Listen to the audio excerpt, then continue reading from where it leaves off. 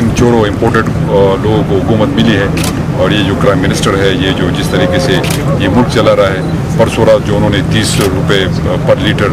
جو آئل کو مہنگا کیا اور اس کے علاوہ آٹے کو مہنگا تقریباً 18 روپے پر کلو انہوں نے اس کو مہنگا کیا ہے، تو بہت سی چیزیں یہ پیٹرول کے ساتھ آٹومیٹکلی مہنگی ہو جاتی ہے. تو ان کے پاس کوئی ایجنڈا نہیں ہے، ان کا صرف ایجنڈا یہ ہے کہ اپنے کیسز ختم کرائے،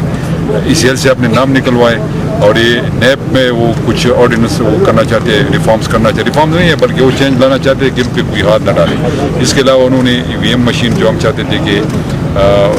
فیئر اینڈ فری الیکشن ہو تو وہ بھی انہوں نے ختم کر دیا. جو ہم نے اوورسیز کو ووٹ کا حق دیا تھا خان صاحب نے تو وہ بھی انہوں نے ختم کر دیا. یہ آیا ہے کہ یہ ملک کو تاریکی میں دھکیلے اور اس کو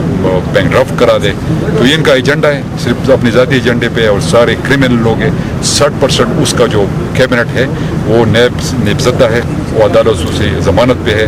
تو میں صرف سے یہ کہنا چاہوں گا کہ انشاءاللہ بہت جلد اس ملک سے آپ لوگوں کا خاتمہ ہو جائے گا اور یہ ملک جس طرح عمران خان نے کہا ہوا ہے اور سب لوگ ان کے ساتھ کھڑے ہیں کہ ایک طرف آزادی ہے اور دوسری طرف غلامی، یہ غلام ہے. اور میرے خیال میں پاکستان کے عوام جاگ چکے ہیں اور ہم آزادی کی طرف